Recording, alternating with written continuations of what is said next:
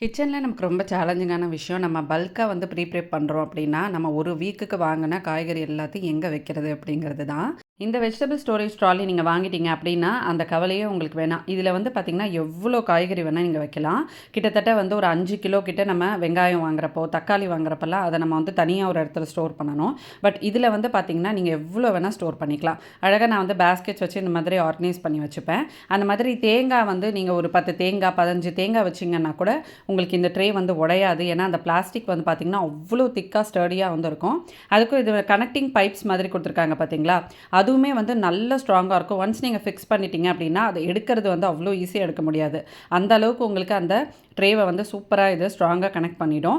So இது வந்து நம்ம கீழே வீல் இருக்கிறதுனால ஒரு இடத்துலேருந்து இன்னொரு இடத்துல மூவ் பண்ணிட்டு போகிறதுக்குமே வந்து ரொம்ப ஈஸியாக இருக்கும். இது ஒரு மல்டிபர்பஸ் ரேக் தான். நீங்கள் எதுக்கு வேணால் யூஸ் பண்ணிக்கலாம். இந்த ப்ராடக்ட்டோட லிங்க் வேணும் அப்படின்னா கமெண்ட் செக்ஷனில் லிங்க்குன்னு டைப் பண்ணுங்கள்.